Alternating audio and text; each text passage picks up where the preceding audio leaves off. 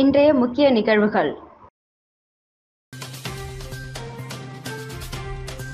திருமணம் செய்து கொள்ள வேண்டும் என இளம்பெண்ணுக்கு மிரட்டல், ஒருதலை காதலனுக்கு போலீசார் வலை.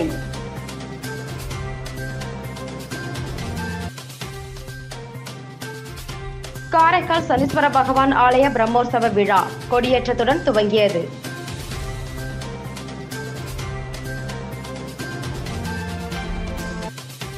நீட் தேர்வு புதுச்சேரியில் 7 மையங்களில் 4000க்கும் மேற்பட்டோர் எழுதினர்.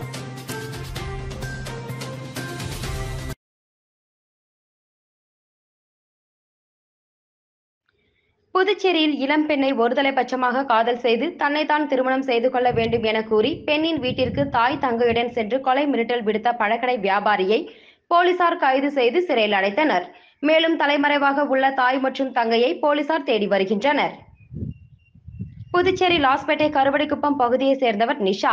லேப் டெக்னீஷியன் படித்துள்ள இவர் லாஸ்பேட்டை பகுதியில் உள்ள தனியார் பல் மருத்துவமனையில் கடந்த ஆண்டு பணிபுரிந்து வந்துள்ளார். அப்போது மருத்துவமனை அமைந்துள்ள அதே தெருவின் முனையில் சாலை ஓரத்தில் பழக்கடை வைத்து வியாபாரம் செய்து வந்த அருண் என்கிற பாலமுருகன் என்பவர் அவரை மருத்துவமனை செல்லும் போதும் வீடு திரும்பும் போதும் பின்தொடர்ந்து சென்றுள்ளார். பின்னர் ஒரு நாள் நிஷாவை தான் காதலிப்பதாக அருண் தெரிவித்துள்ளார். இதில் அதிர்ச்சி அடைந்த அப்பெண் இது தொடர்பாக தனது வீட்டில் கூறிவிட்டு பின்னர் அந்த மருத்துவமனையில் இருந்து வேறு மருத்துவமனைக்கு பணியில் சேர்ந்துள்ளார். இதை அறிந்த அருண் தொடர்ந்து அவர் பணிபுரியும் மருத்துவமனை மற்றும் அவர் வீட்டு அருகே சென்று நிஷாவை காதலிக்குமாறு வற்புறுத்தி வந்துள்ளார். மேலும் நிஷாவை அவருக்கு தெரியாமலே புகைப்படம் எடுத்து தனது காதலி என்று சமூக வலைதள பக்கங்களில் பதிவு செய்தும் நிஷாவின் பெயரை மார்பில் பச்சை குத்தி தன்னை திருமணம் செய்து கொள்ளும்படி கட்டாயப்படுத்தி வந்துள்ளார். இந்த நிலையில் நேற்று காலை அருண் தனது தாய் சித்ரா மற்றும் தங்கை பரமேஸ்வரி ஆகியோருடன் நிஷா வீட்டிற்கு சென்று நிஷா அருணை திருமணம் செய்து கொள்ள வேண்டும் என்றும் இல்லை என்றால் குடும்பத்தை கொலை செய்துவிட்டு நிஷாவை கடத்தி கொண்டு சென்று அருணுக்கு திருமணம் செய்து வைத்து விடுவதாக குடும்பமாக சென்று மிரட்டிவிட்டு சென்றுள்ளனர். இது தொடர்பாக நிஷா லாஸ்பேட்டை காவல் நிலையத்தில் அளித்த புகாரின் பேரில் போலீசார் வழக்கு பதிவு செய்து அருணை கைது செய்ய சென்றனர். அப்போது அவர் போலீசாருடன் வாக்குவாதத்தில் ஈடுபட்ட போது லேசான தள்ளுமுள்ளு ஏற்பட்டதில் அருண் அருகே இருந்த வாய்க்காலில் நிலை தடுமாறி விழுந்ததில் அவர் கையில் லேசான முறிவு ஏற்பட்டது. இதனைத் தொடர்ந்து அருணை கைது செய்த போலீசார் அவரை நீதிமன்றத்தில் ஆஜர்படுத்தி காலாப்பட்டு சிறையில் அடைத்தனர். மேலும் தலைமறைவாக உள்ள அவரது தாய் மற்றும் தங்கையை போலீசார் தேடி வருகின்றனர்.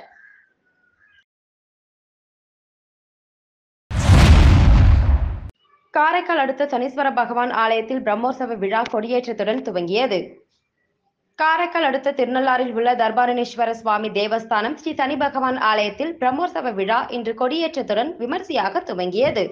முன்னதாக கொடியேற்றத்தை முன்னிட்டு கொடிமரத்து கணபதிக்கு சிறப்பு அபிஷேகம் மற்றும் மகா தீபாராதனை நடைபெற்றது. அதனைத் தொடர்ந்து வேத மந்திரங்கள் முழங்க கொடியேற்றப்பட்டது. நிகழ்ச்சியில் ஏராளமான பக்தர்கள் கலந்து கொண்டு சுவாமி தரிசனம் செய்தனர்.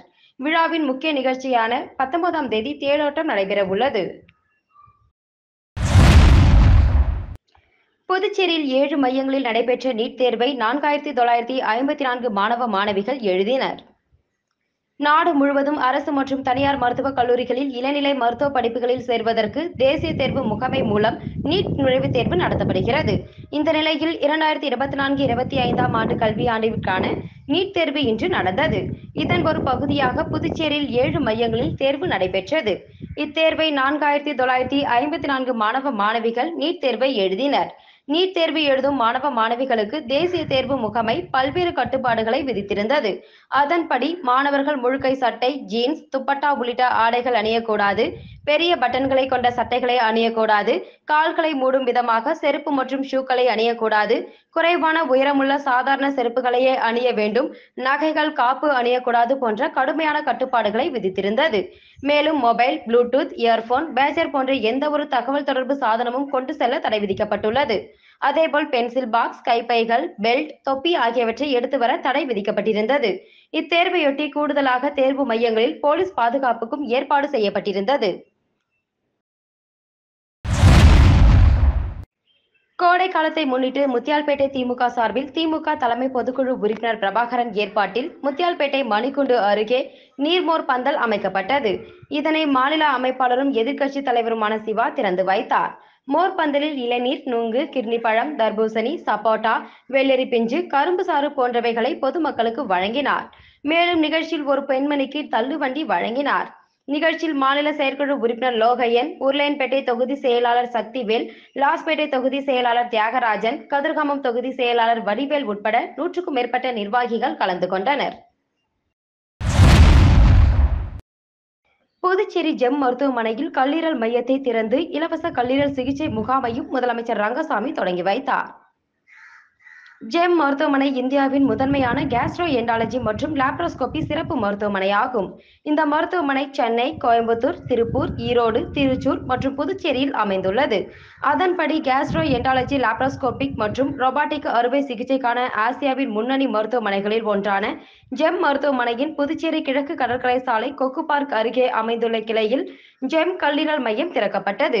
இதனைத் தொடர்ந்து நடைபெற்ற இலவச சிகிச்சை முகாமை சிறப்பு விருந்தினராக கலந்து கொண்ட முதலமைச்சர் ரங்கசாமி கல்லீரல் முகாமை தொடங்கி வைத்து ஜெம் மருத்துவ குழுவிற்கு முதலமைச்சர் ரங்கசாமி வாழ்த்துக்களையும் தெரிவித்தார்.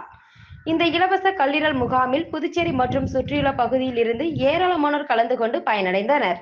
இந்த நிகழ்ச்சியில் ஜெம் மருத்துவமனை தலைவர் டாக்டர் பழனிவேலு, மருத்துவமனை இயக்குநர் டாக்டர் செந்தில்நாதன், கல்லீரல் மாற்று அறுவை சிகிச்சை நிபுணர் டாக்டர் மேக்னஸ் ஜெயராஜ், இரைப்பை குடலியல் நிபுணர் டாக்டர் சசிகுமார், டாக்டர் சுகுமாரன் உள்ளிட்ட மருத்துவமனை ஊழியர்கள் என அனைவரும் திரளாக கலந்து கொண்டனர்.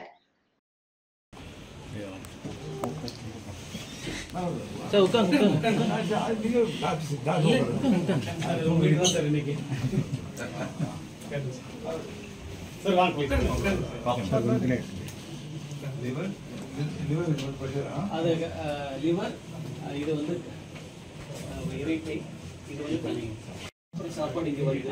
இந்த இடத்துல தான் வந்து ஜீரணம் ஆரம்பிக்கிறது. நார்மலாக இருக்கிற ஈரல் எப்படி இருக்கும் இல்லையா, நம்ம வந்து ஈரல் பாதிச்சிருச்சுன்னா அப்படியே சொறி சரங்கம் வந்த மாதிரி அப்படியே இந்த மாதிரி சுருங்கி அப்படியே உள்ள தடிச்சு போகும். இதை ப்ரிவென்ட் பண்ணுறது, இதிலிருந்து இது வர்றதுக்கு கிட்டத்தட்ட ஒரு 2-3 வருஷம் ஆகும்.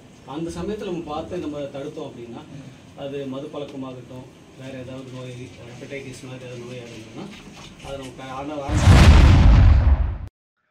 ஏம்பலம் அருள்மிகு ஸ்ரீ முத்துமாரியம்மன் ஆலயத்தில் சித்திரை மாதம் 3வது வெள்ளிக்கிழமையை முன்னிட்டு சிறப்பு அபிஷேக ஆராதனைகள் நடைபெற்று அன்னதானம் வழங்கப்பட்டது.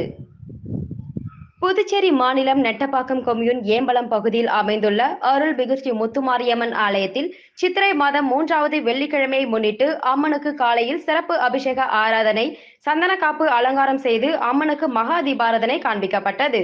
இதில் திரளான பக்தர்கள் கலந்து கொண்டு சுவாமி தரிசனம் செய்தனர்.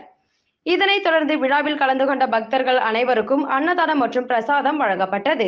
விழாவிற்கான ஏற்பாட்டினை ஆலய பூசாரி எல்லப்பன், ஆலய அறங்காவல் குழுவினர், உபயதாரர்கள் வெகு சிறப்பாக செய்திருந்தனர். இதயா கல்லூரியில் 20 ஆண்டுகள் நிறைவடைந்ததை முன்னிட்டு இதயா 20 எனும் பெரும் விழா கொண்டாடப்பட்டது. இதயா கல்லூரி பெண்களின் உயர்கல்விக்காக துவங்கி 20 ஆண்டுகள் நிறைவடைந்ததை முன்னிட்டு இதயா 20 எனும் பெரும் விழா கொண்டாடப்பட்டது. நிகழ்ச்சிக்கு கல்லூரி முதல்வர் மற்றும் செயலர் அருட்சகோதரி முனைவர் பாத்திமா தலைமை தாங்கினார். சிறப்பு விருந்தினராக புதுவை மாநில முதலமைச்சர் ரங்கசாமி, புதுவை பல்கலைக்கழக துணைவேந்தர் பேராசிரியர் முனைவர் தனரிக்கரசு ஆகியோர் வருகை புரிந்தனர். கௌரவ விருந்தினராக சபாநாயகர் செல்வம் கலந்து கொண்டார். சிறப்பு அழைப்பாளர்களாக கடலூர் புனித வளனார் கலைக்கல்லூரி இணை பேராசிரியர் துறை தலைவர் முனைவர் சவரிமுத்து மற்றும் அரியாங்குப்பம் இமாக்ரேட் பள்ளி முதல்வர் அருட்சகோதரி சமுலேனா அடைக்கல மேரி, சென்னை பெட்ரிஷிப் கல்லூரி முதல்வர் முனைவர் ஆரோக்கிய மேரி கீதா ரோபஸ் ஆகியோர் வருகை புரிந்தனர். கல்வி ஒளி பரவிட வருகை புரிந்த சான்றோர்கள் திருவிளக்கு ஏற்றினர். புதுவையில் தனித்துவம் மிக்க கல்லூரி என்றும் நிகர்நிலை பல்கலைக்கழகமாக உருவாக வேண்டும் என்று அனைவரையும் வாழ்த்தி முதல்வர் உரையாற்றினார். இதயா 20, இதயா 100, இதயா 200 என பல்லாண்டு வளர வேண்டும் என்று சபாநாயகர் வாழ்த்தினார். புனித வளனார் கல்லூரி இணை பேராசிரியர் முனைவர் சபரிமுத்து தனது உரையில் தொழிலதிபர்களை உருவாக்குகின்ற அருமையான கல்லூரி என்றும், திறமை வாய்ந்த பேராசிரியர்களால் திறமை மிக்க மாணவிகளை உருவாக்கி கொண்டிருக்கிறது என்று பாராட்டினார். சென்னை பெட்ரிஷிப் கல்லூரி முதல்வர் முனைவர் ஆரோக்கிய மேரி கீதா ரூபஸ் நல்ல கல்வியாளர்களை உருவாக்கும் கல்லூரி என்று கூறினார். சிறந்த 3ஆம் ஆண்டு மாணவிகளுக்காக பரிசுகள் வழங்கப்பட்டது. மாணவிகளின் பல்வேறு கலை நிகழ்ச்சிகள் பஞ்சபூதங்களான நிலம், நீர், காற்று, ஆகாயம், நெருப்பு இவற்றை மைய கருத்தாக கொண்டு நடைபெற்றன. பெற்றோர்கள், முன்னாள் மாணவியர்கள், கல்லூரியின் மீது அக்கறை கொண்ட நல் உள்ளங்கள், பல பள்ளிகளில் இருந்து +2 மாணவிகள் இவ்விழாவிற்கு வருகை புரிந்தனர். கல்லூரி போற்றி பாடலுடன் இவ்விழா இனிதே நிறைவேற்றது.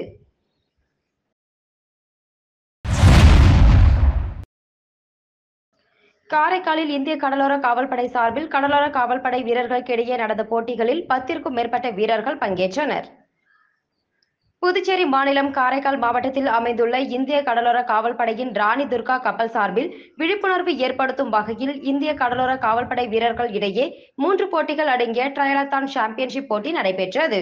முன்னதாக வீரர்கள் காரைக்கால் கடற்கரையில் 750 மீட்டர் நீச்சல் போட்டியில் ஈடுபட்டு அதனைத் தொடர்ந்து கடற்கரையில் இருந்து 20 கிலோமீட்டர் மிதிவண்டி போட்டி துவங்கி காரைக்கால் தேசிய தொழில்நுட்ப கல்லூரி வரை சென்று மீண்டும் கடற்கரை அடைந்து தொடர்ந்து 5 கிலோமீட்டர் கடற்கரையில் இருந்து இந்திய கடலோர காவல்படை அலுவலகம் வரை ஓட்டப்பந்தயம் என 3 போட்டிகள் உள்ளடங்கிய ட்ரையலத்தான் சாம்பியன்ஷிப் போட்டி நடைபெற்றது. முன்னதாக போட்டியினை இந்திய கடலோர காவல்படை கமாண்டர் பிரதீப் குமார் ஷாகா துவக்கி வைத்தார். பின்னர் ட்ரையலத்தான் சாம்பியன்ஷிப் போட்டியில் பிரேம்குமார் சாம்பியன்ஷிப்பில் வெற்றி பெற்றார். வெற்றி பெற்றவர்களுக்கு பரிசுகளை கமாண்டர் விஜய் விஸ்வநாதன் வழங்கினார். புதுச்சேரி சிவ வள்ளி விலாஸ் ஜுவல்லரியில் அக்ஷய திருதியை முன்னிட்டு ஏராளமான சலுகைகள் அறிவிக்கப்பட்டுள்ளது. புதுச்சேரியின் பாரம்பரிய நகை நிறுவனமான சிவ வள்ளி விலாஸில் அக்ஷய திருதியை முன்னிட்டு சிறப்பு சலுகைகள் அறிவிக்கப்பட்டுள்ளது. அதன்படி புதிய தங்க நகைகள் சவரனுக்கு ரூபாய் 500 தள்ளுபடி வழங்கப்படுகிறது. பழைய தங்கத்தை மாற்றுவதற்கு கிராமிற்கு 80 ரூபாய் கூடுதல் மதிப்பு வழங்கப்படுகிறது. இதேபோல் 1 கிலோ வெள்ளி பொருட்களுக்கு 5000 ரூபாய் தள்ளுபடியும் 1 கிராம் வெள்ளிக்கு 5 ரூபாய் தள்ளுபடியும் அளிக்கப்படுகின்றது. மேலும் வைர நகைகளுக்கு கேரட்டிற்கு 10,000 தள்ளுபடி அளிக்கப்படுகிறது. இச்சலுகை ஏப்ரல் 23 முதல் மே 13 வரை வழங்கப்பட உள்ளதாக சிவ வள்ளி விலாஸ் நகை மாளிகை தெரிவித்துள்ளது. புதுச்சேரியில் உள்ள ஸ்ரீ மணக்குள விநாயகர் செவிலியர் கல்லூரியில் செவிலியர் துறையில் தரமான ஆராய்ச்சியின் புதிய முன்னோக்குகள் என்ற தலைப்பில் 2ஆம் தேசிய மாநாடு கல்லூரி கலையரங்கில் நடைபெற்றது. இம்மாநாட்டில் ஸ்ரீ மணக்குள விநாயகர் கல்வி நிறுவன தலைவர் மற்றும் மேலாண் இயக்குநர் தனசேகரன் விழாவினை தொடக்கி வைத்தார். செயலாளர் டாக்டர் நாராயணசாமி கேசவன் முன்னிலை வகித்து மாநாட்டின் கருப்பொருளை விரிவுபடுத்தினார். பொருளாளர் ராஜராஜன், மருத்துவக் கல்லூரி மற்றும் மருத்துவமனையின் பதிவாளர் தட்சிணாமூர்த்தி, ஸ்ரீ மணக்குள விநாயகர் பொறியியல் கல்லூரியின் இயக்குநர் வெங்கடாச்சலபதி, செவிலியர் கல்லூரி முதல்வர் டாக்டர் முத்தமிழ்ச்செல்வி மற்றும் கஸ்தூரிபாய் காந்தி செவிலியர் கல்லூரியின் முதல்வர் புனித ஜோசபின் ஆகியோர் இவ்விழாவில் கலந்து கொண்டு சிறப்பித்தனர். இம்மாநாட்டில் கல்லூரி முதல்வர் டாக்டர் முத்தமிழ்ச்செல்வி வரவேற்புரையை தொடர்ந்து தேசிய அளவில் பல்வேறு கல்லூரியிலிருந்து புனித ஜோசபின், யமுனா, ஜெயந்தி, பாலமுருகன், விஜயலட்சுமி, சத்யகலா, சுரேந்திரன், நிர்மலா, கோடீஸ்வர பிரபு மற்றும் தமிழ்ச்செல்வி ஆகியோர் விரிவுரையாற்றினர். இந்த நிகழ்வில் இறுதி நிமிடம் செயலாளரின் அறிக்கையை துணை பேராசிரியர் நித்யா வழங்கினார். தொடர்ந்து பங்கேற்பாளர்களுக்கு பரிசுகள் மற்றும் சான்றிதழ்கள் வழங்கப்பட்டது. விழாவின் இறுதியில் இணை பேராசிரியர் ஆயி நன்றியுரை வழங்கினார். புதுச்சேரி நெல்லித்தோப்பு அண்ணாநகர் பகுதியில் அமைந்துள்ளது சமக் ரெஸ்டாரண்ட். புதுச்சேரியின் ஒரே ஒரு லைவ் கிச்சன் ஃபேமிலி ரெஸ்டாரண்டாக இது அமைந்துள்ளது. இங்கு அனைத்து வகை கடல் உணவு, மட்டன், சிக்கன் மற்றும் சைனீஸ் உணவுகள் அனைத்தும் ஒரே இடத்தில் சுவைக்கலாம்.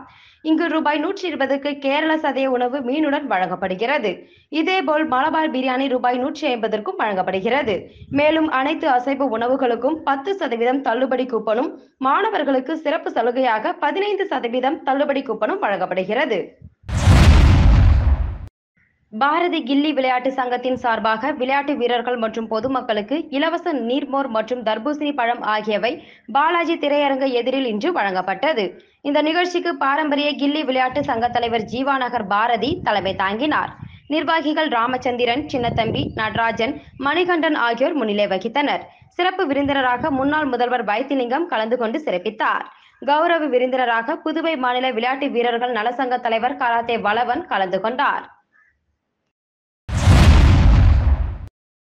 புதுச்சேரியில் ஃபேன் பார்க் என்ற பெயரில் பெரிய திரையில் ஒளிபரப்பப்பட்ட IPL போட்டியினை கிரிக்கெட் ரசிகர்கள் கண்டு மகிழ்ந்தனர்.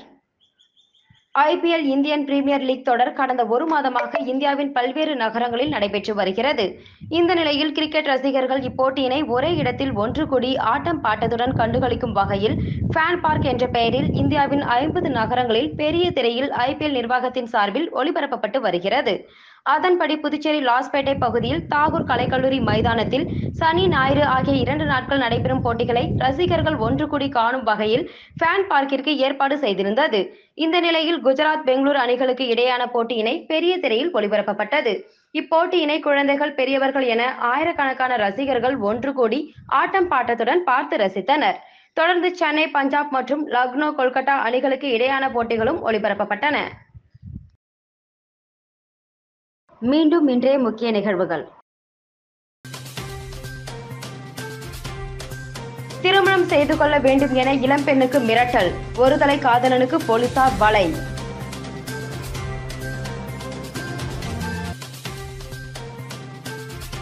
காரைக்கால் சனீஸ்வர பகவான் ஆலய பிரம்மோற்சவ விழா கொடியேற்றத்துடன் துவங்கியது.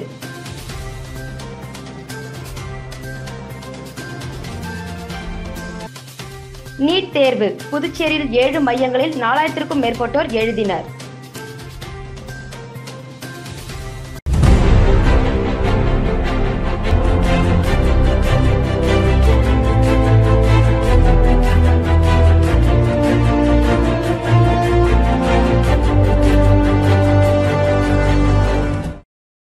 செய்திகளை உடனுக்குடன் தெரிந்து கொள்ள மெட்ரோ யூடியூப் சேனலை சப்ஸ்கிரைப் செய்யவும்.